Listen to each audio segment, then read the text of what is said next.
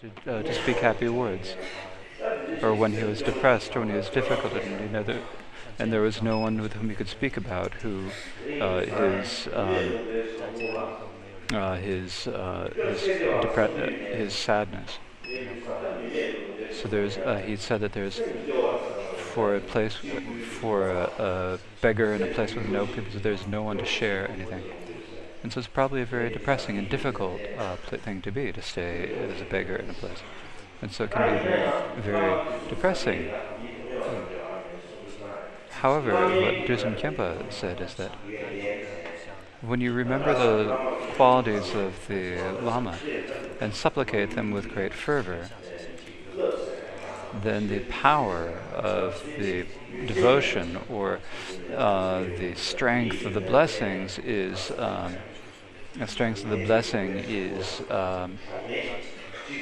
uninterrupted. And so for that reason, Milarepa was able to stay in a place where there are no humans and no one other than the deer and the animals around. It's like when you have it's like having devotion that is like a strong iron rod in your heart. And if you have that strength of devotion, then it is necessary for the practice. Likewise, if we think about Gyalo Gyatsampa, he stayed at the place called Gutsang Cave, or Gutsang Rock, and he spent 12 years practicing at that cave, at that cliff. There's just him for one, the second was the cave, and the third was the rock. And he said he would stay there until he achieved enlightenment, and so in the end he became called as the Gutsangpa. So that he decided to stay there until the person, his clothes, and his cave were all known to the same thing. And so when you think about this, become someone whom, when you think of him, you'd remember the Gutsang cliff.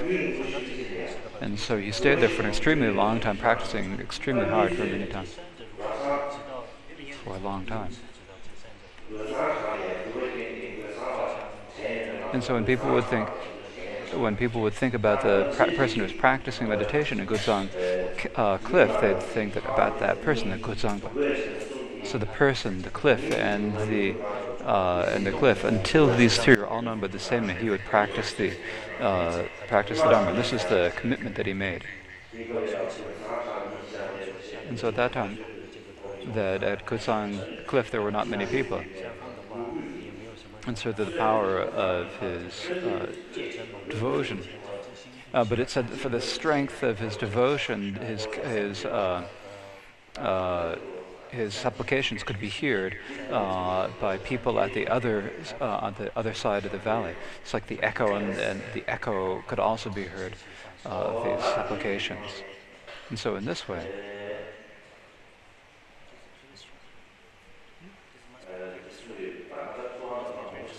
and sometimes there are different types of supplications. It's maybe better not to say too much about each of them.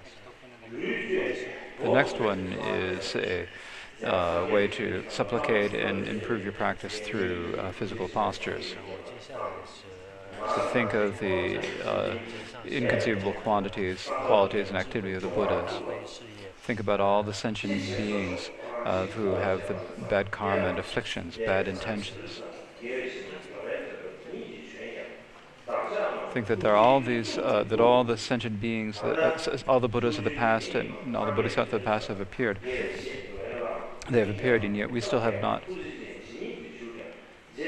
received their compassion yet.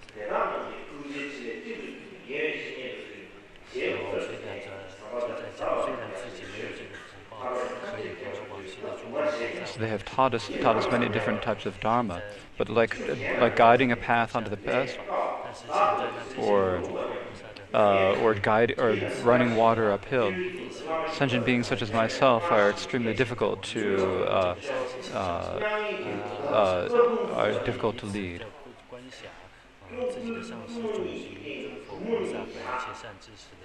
Somebody saying, kneel with your two hands. Place your chin on the knees. So forth. Describing postures for your hands and supplicating with great fervor.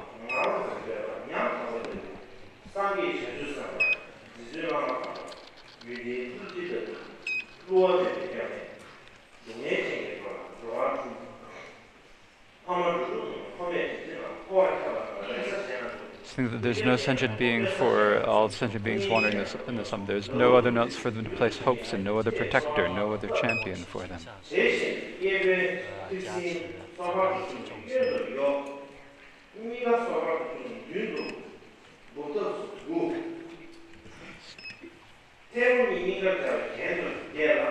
Placing your hands together and then leaning back and looking at the sky and supplicating. Supplicate until you feel the devotion from deep within.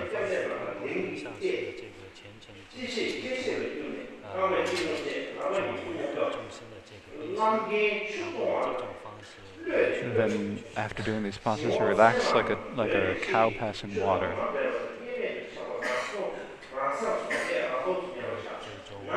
And then rest without modifying anything.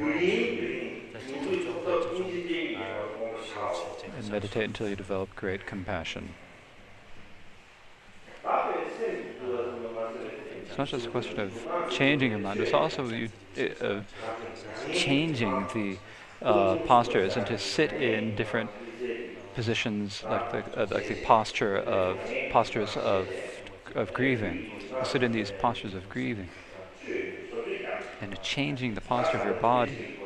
And in this way, then you need to also supplicate to the Guru.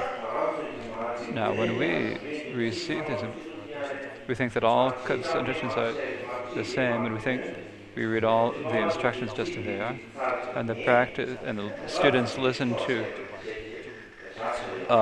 these instructions once, and then everyone feels satisfied with it. Actually, instructions and and particular key instructions are something that we need to hear again over, that we need to think about. We need to train in them, always examine to see whether we have developed them in our being. Generally, we do not do this many times. We do not really respect them. We do not listen to them many times, and so for that reason, then the instruction manuals are basically just manuals that we just count them as numbers of manuals. Other than that, they're not really anything for us. Sometimes we talked about ask the Guru to give a teaching or to give an empowerment, but actually,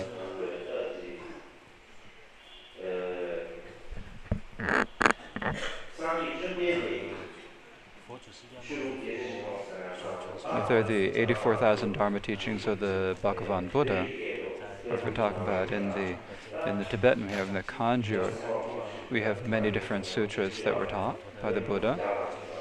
There are over 100 volumes of the Kanjur.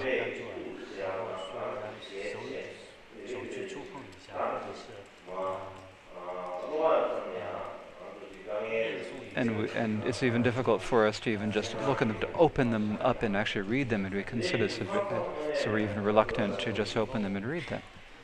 But sometimes,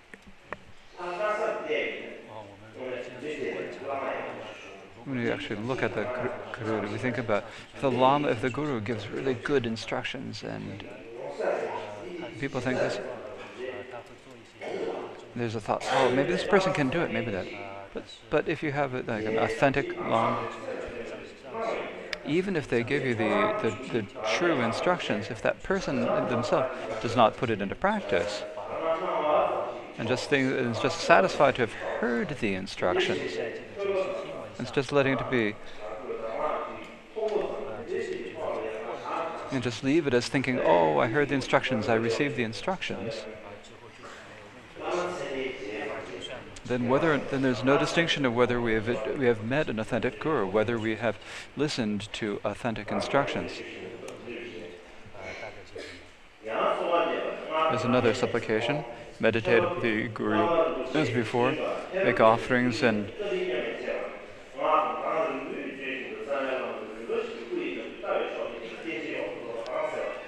visualize all of the root and lineage lamas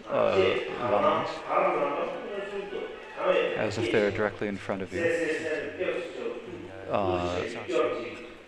visualize them clearly, go for refuge, ask them to take care of you, ask them to take you, take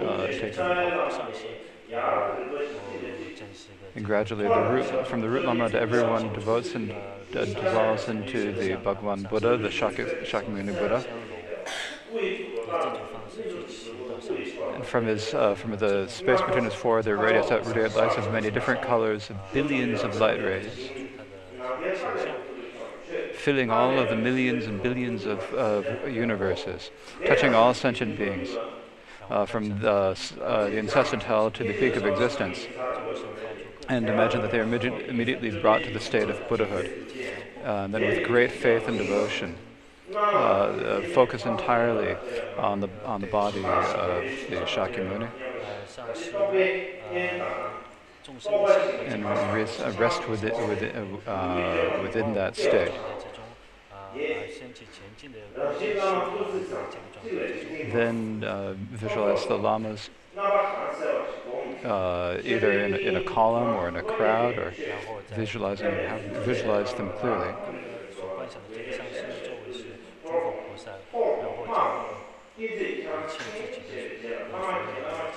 And supplicate the lamas again with one-pointed devotion. Visualize this 100 or 1,000 times, saying Nomi Guru Lama Kyema, and chant this loudly with great fervor. Then imagine that all the lamas then melted into like water melting into water, or butter melting into butter.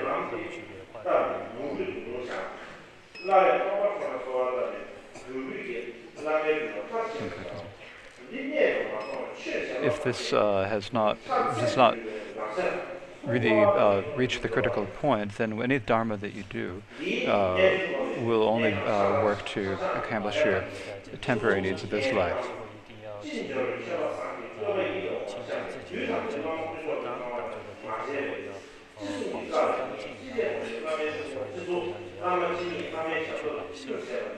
So supplicate the Lama until you feel that everything the Lama does is good. Listen to everything.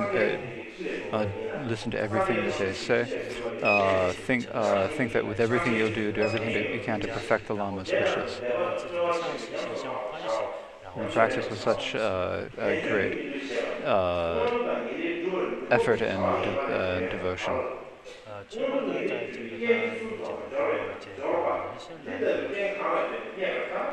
Now we are in supplication to thinking about the precious human life that is difficult to live. If we were born in one of the 8 places, then we'd have no place to be able to practice,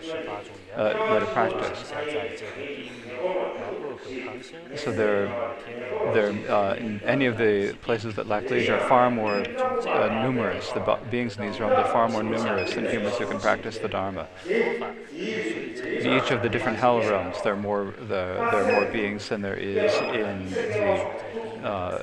there are in the human realm. Not to mention the other realms as well.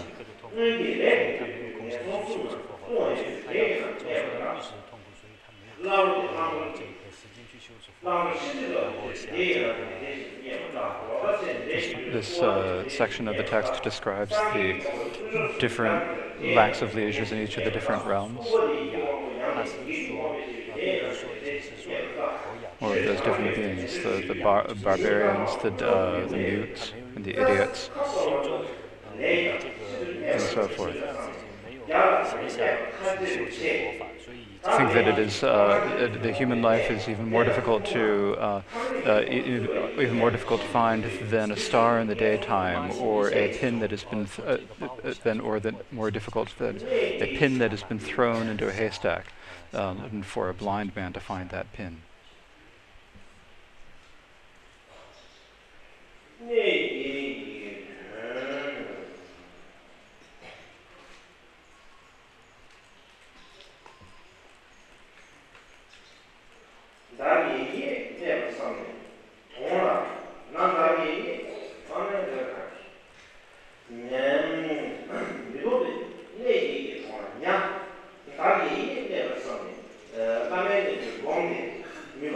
So visualize the practice Guru Yuga, and imagine that and develop great compassion for all sentient beings in the places that lack leisure. And so supplicate the Lama, glorious Lama, me and all those sentient beings who are my kind parents have been born in places with bad burns. Protect us and guide us to the higher realms, and to practice it.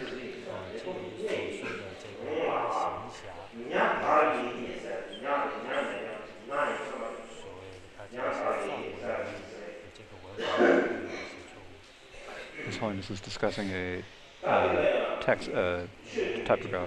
typographical error in the text. In order to practice the Dharma,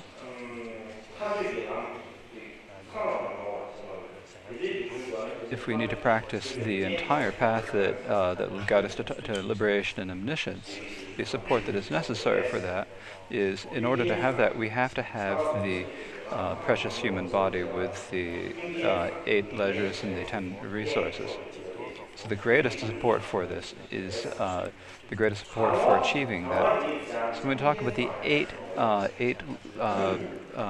leisures, that means that we have all of the support. The 10 resources mean that we have all of the resources that we need, and the 8 leisures mean that we are free of all the impediments. And so because we are free of all the impediments, we have the 8 leisures.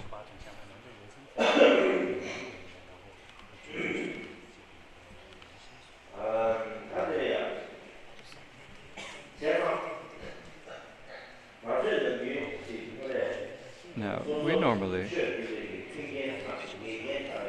when we think about it, the greatest support for practicing the Dharma, we don't really even have an understanding or recognize that we have the greatest support for practicing the Dharma, the support that lacks the impediments. It has all the supports. We do not recognize it. We don't realize that. The reason we think about this is because when we think about the hells, the hells we don't have much feeling for that. When we talk about the hungry ghosts, then we don't. It's just something that is taught in the texts. Other than that, it's not something that we have any direct experience of. When we talk about animals, there's something that we can see with our eyes, but the animals,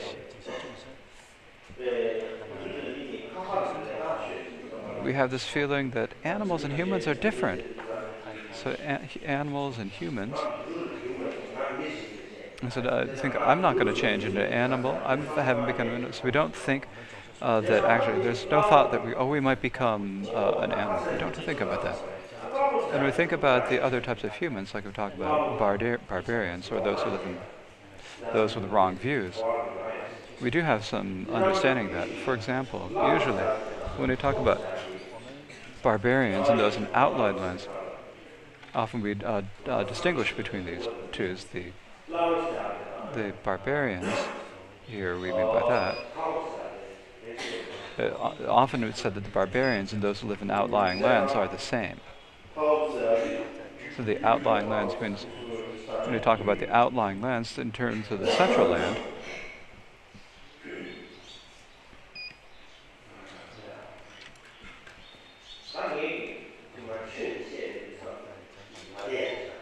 has become feeling kind of uncomfortable teaching the Dharma. It's not like this, some sort of an obstacle.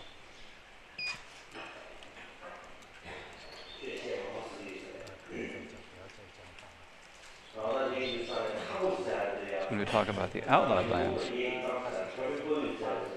there is something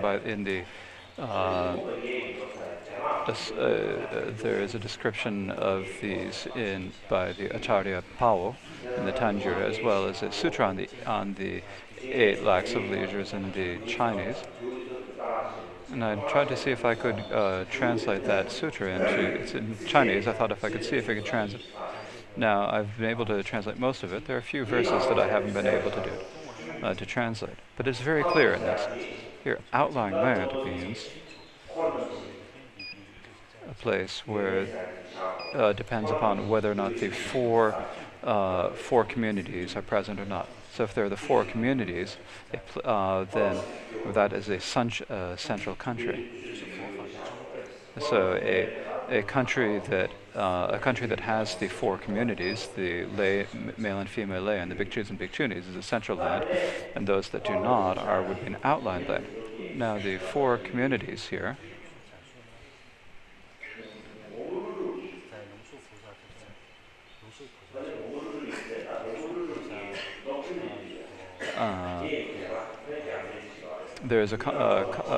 There's a commentary by the Nagarjuna that talks about the four communities as being the bhikshu, bhikshuni, the lay male, and the lay female practitioners with the lay precepts. As I have said before, in having discussion, there's something that made me and the people doing the jewel ornament. So we made us laugh. We Tibetans are Buddhists, we are barbarians. And so if we think about it, this is when we talk about the barbarians and the outlying lands as being the same. And so when you talk about it in this way, then it's quite humorous that we Tibetans would be barbarians. It's just talking about barbarians and outlying people as being the same. If you think about people who are in the Middle East, for example, with a lot of conflict and strife and war in these countries, and if we were born in one of these lands, what would it be like?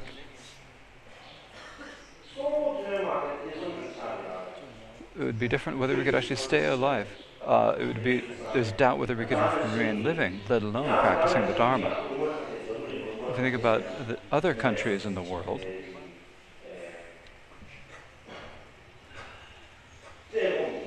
there's some countries, such great deprivation and poverty and hunger or famine and drought. Sometimes there's not even any water to drink. There's so little to drink that they have nothing to drink other than, they can't get anything else other than the urine from oxen. And if we were born in such a place, what would it be like? And so for these reasons, if we think about this world that we're on, there are many deprived and difficult situations where there's warfare, war, famine, and poverty. And if we were born in these places, we would just fall into the suffering and experience the difficulties. What sort of a situation would we be in? What would it be like? We have to think about this. And only once we think about that, then can we understand what sort of potential we have, or what kind of abilities we have, the potential we have for living, and then on the potential we have to practice the Dharma. And when we think about it in that way, then only at that point we can see how many opportunities we have, how many facilities and fortunate conditions we have. Only at that point can we really understand this.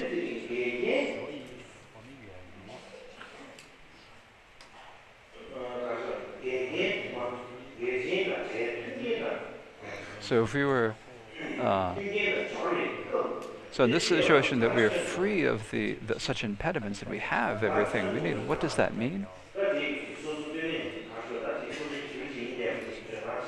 If we think that it means that we're really something and that we've got lots of skills, it doesn't mean that. Primarily what it means is that we have a particular responsibility. We have all the facilities that we need. We are free of the impediments, and we have such an opportunity, and that means that we have a responsibility to shoulder. And for the sake of those who do not, and we need to think for the sake about those who do not have such opportunities. And so we need to encourage ourselves to think in that way. So it is important for us to think about this.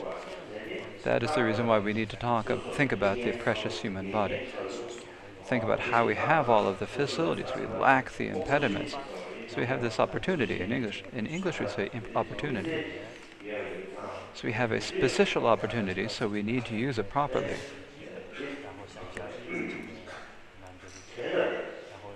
We need to make it meaningful. We need to make efforts so that this opportunity that we have achieved becomes meaningful. Trying to do it as a think about this. This is an actual example.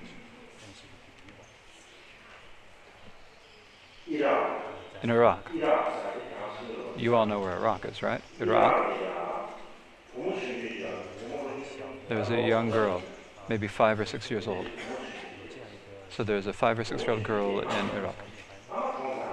The girl's mother has died. She has no mother. The mother is dead. So there's this young girl who has no mother.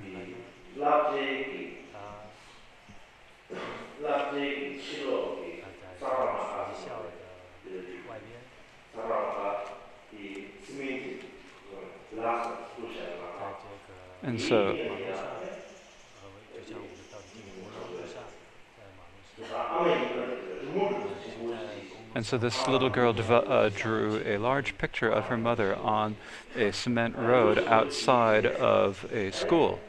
And after drawing that, she placed her shoes very carefully outside the picture. And she drew that big picture of the mother, and then in the lap of the mother, she lay down as if she were sleeping in her mother's lap. Now her mother is dead. She has no mother. She draws this picture of her mother. She draws the picture of her mother, and then what she needs is she misses her mother. She really wants her mother, but her mother's not there. And so without her mother, she draws a huge picture of her mother, and in the center of this, she lies down in the middle of that drawing. And so this is something that helps her, makes her think, oh, I'm sleeping in my mother's lap. She has that feeling. And so this is something that actually happens. And so what is that? When we think about that,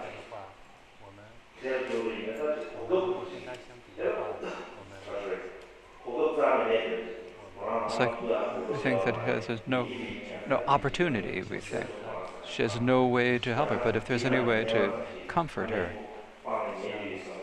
And so in order to comfort her, she draws the picture of her mother and lies down in the mother's lap. And so we're not like that. It's not like we are different than a young child who's parted from her parents, from her mother at the age of 5 or 6. In any case, we have all the facilities we need. And if we follow our desires, then we'll never be able to fulfill all of our desires. So there's a wise man who said,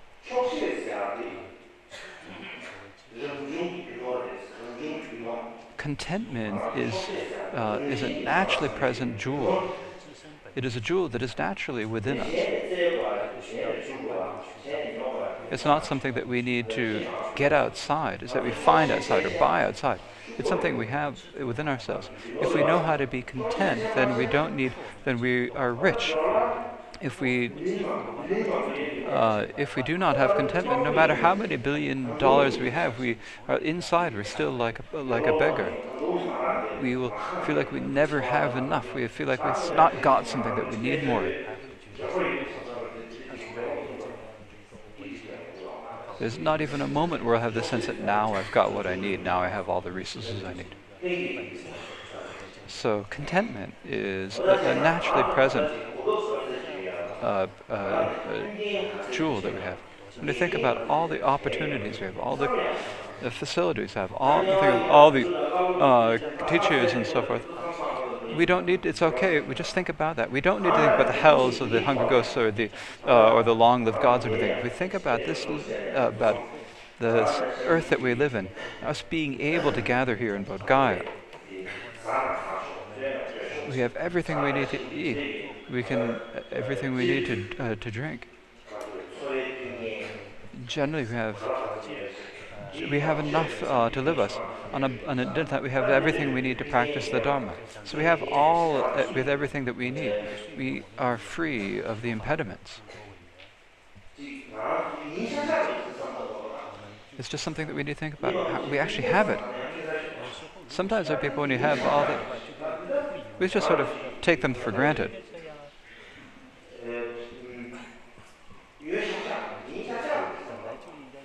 So we need to think about how that we have. We often take them for granted, but that's not how it is. In Tibet, if we think about in Sopo Monastery, when I was there,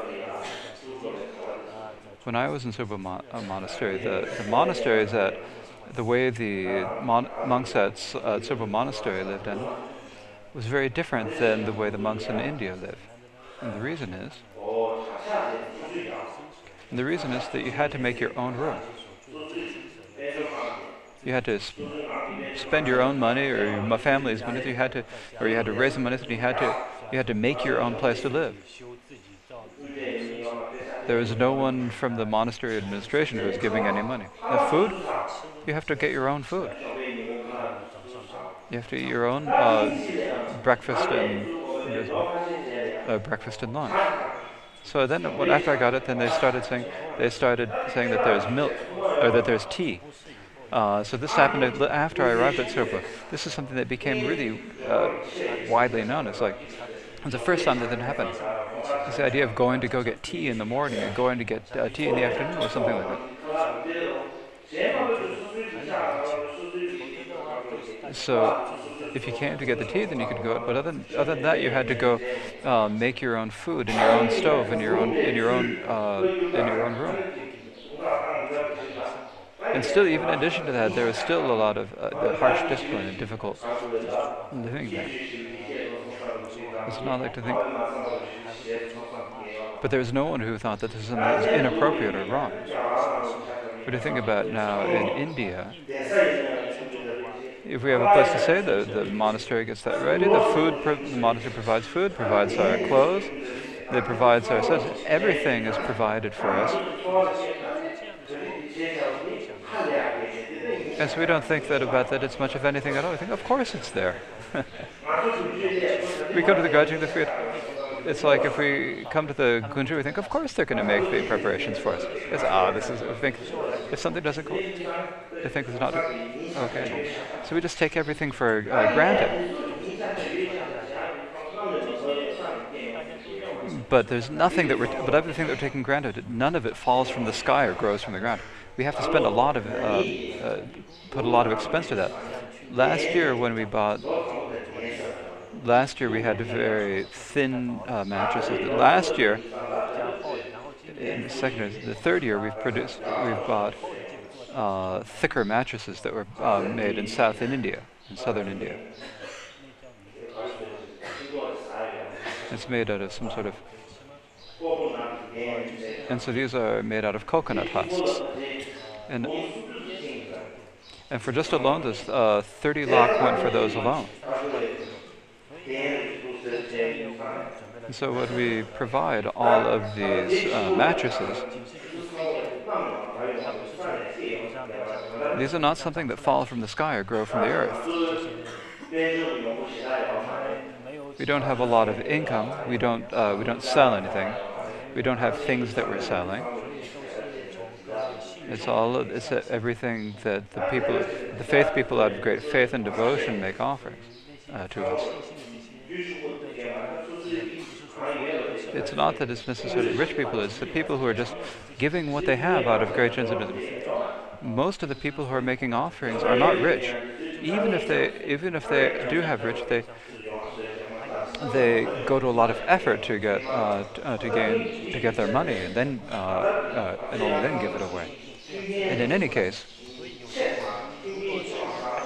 if we're too rich, if we have too many, if we take it all for granted, and so we must not do that. We must think about it. Let's think about how we have all the facilities and how we lack the impediments. And so we have this particular opportunity. So what this means is that we have a particular opportunity we have to take on. So we have to really think about this carefully. And so for this, when we think about the precious human body, talk about the body with its pleasures and riches, it's just, what does it mean to have received with such pleasures and riches? It means that we are able to accomplish this, it means that we're able to achieve the state of liberation and emission, and that with the support of this body, we need to achieve liberation and emissions. And so it is important for us to think about this very carefully.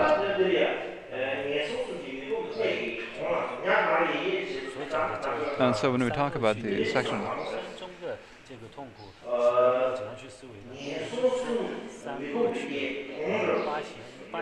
if we think about the the lower realms, we think about it as being 8 different pits. It's like a big hole or pit in the ground. If you think of these 8 different gates, and then on the top of these, it's like you're standing right on the edge of that precipice. And when you do that, and when you're standing on the edge of a precipice like that, you think you're going to fall, and you start to tremble out of this. So you're standing there thinking, looking at it, and if your one foot slips, either you're going to fall in you'll fall in the hells or in the hungry ghost. This is the way you have to think about it. And so so like you're standing there with your legs trembling while standing on the edge of this precipice. And so when you think about it this way, we must not let ourselves lose this opportunity.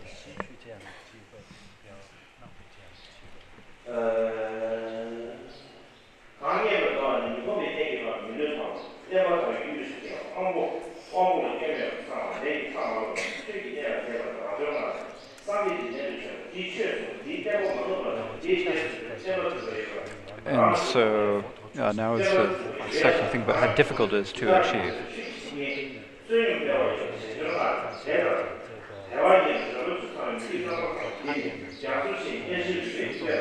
So there are many different examples for how difficult this human body is, such as example of the blind turtle who comes up to the surface of the ocean once in 100 years, sticking his head through a small yoke, a small yoke that's floating on the ocean, and so forth.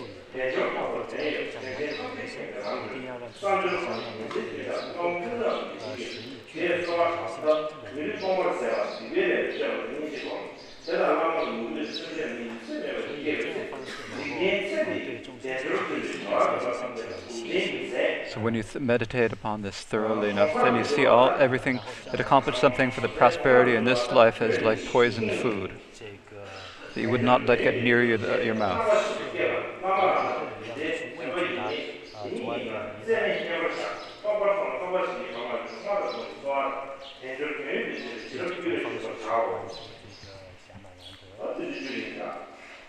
This is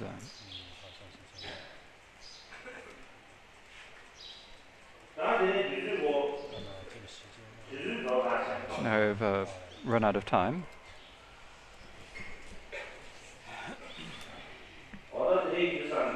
So in this way,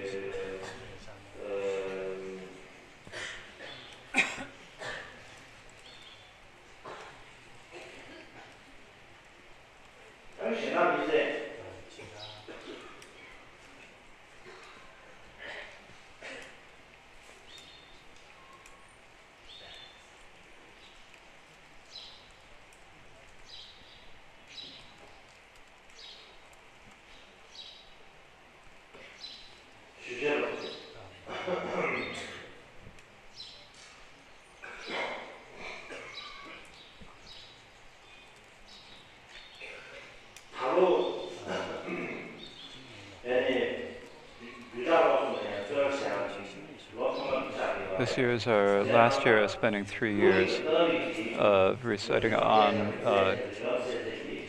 collected topics, and during this time we have been collected topics, the types of evidence and the types of evidence. It's now in the types of mind and the types of evidence we have been using the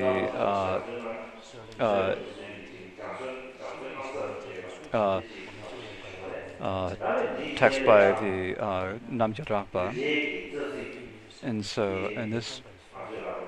and then this was a good basis for us to spend several years debate.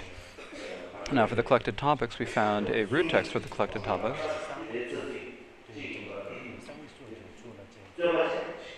And so this is actually kind of disputed root text for that. We talk about the some people say it's this text was written by Jamla Sheba, and others say it's written by Kunisheneba. Kansan masters say that it was written by Shama Chuki Wancho. And in any case, in the past we didn't really know. Later, everyone started taking an interest, and only at that point did we figure it out. At this point, we didn't think about this enough. In any case, we found these root texts and for that reason, this year these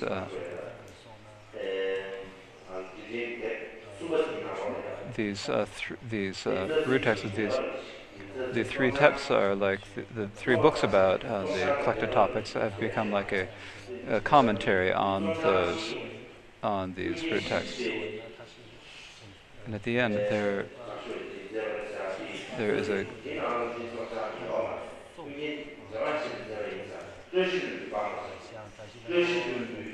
and it says so that it doesn't say that it was written by. It says it was written by Tashi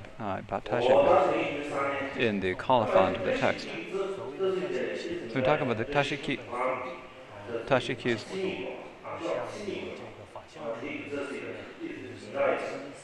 Are slightly different from other presentations, and so for these root texts, to make it, and it's that commentaries written. It's primarily that I wrote it. So if we have some time in the future, I will give an explanation of the colophon to that text. And the reason for that is the way of thinking about this and analyzing, researching the text. And so that's one thing I'd like to say. And the second thing I'd like to say is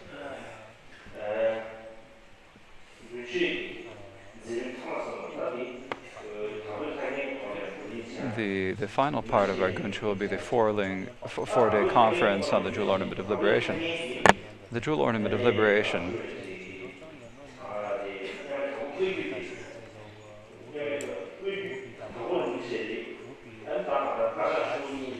now the author, this Gampopo, was someone who practiced both of the streams of instructions from the Kadampa and the Mahamudra traditions. And the foundation of these instructions is the foundation of instruction is the Jewel Ornament of Liberation and the Precious Garland of the Supreme Path. And in particular, the Jewel Ornament of Liberation is a description of the stages of the path of the three different types of individuals, and it's a really wonderful thing. So this is something that we need to take great interest in.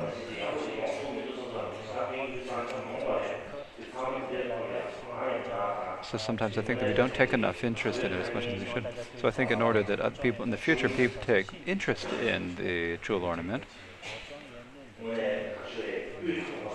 to have a real and see what a wonderful text, what a good text it is.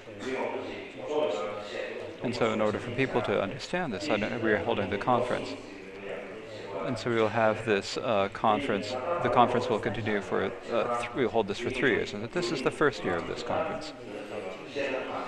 And so for the people who are participating in the conference, there are the conferees who have come from the different monastic colleges. We have 9 people. They came to Dharamsala and Yuta Monastery where I stay. And they spent about 2 months doing research and analysis. Primarily, they're looking first at what are the different editions of the Julian. So looking at what these different editions, but the best of these we decided was the one from, and many scholars say that the best of the editions is the one from Yangpa Chen. So the basis for our research has been the Yangpa Chen edition of the text. And there are several different editions, the Bhutan Parma, the Dergye Parma, and so comparing the text with those, and also looking for the sources for the citations. If you think about the Jewel Ornament itself, there are many different citations in this. So we're looking for the sources of these situations, and then deciding on these. looking up the difficult points and then research and resolve the difficult points in there. And so we've done a fair amount of analysis of the text, and we'll have a conference on this. And so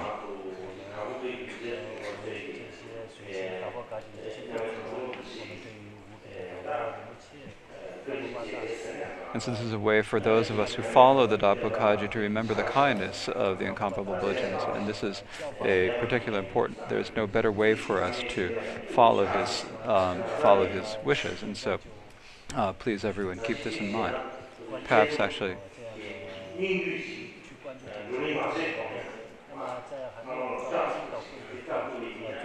Perhaps we will try to give the summaries of their papers. We'll be distribute to everyone. Where we can, if we do this, then maybe people can think about them. We'll be able to ask. We can read them, and then if you have any doubts about those, you'll be able to ask the authors at least directly.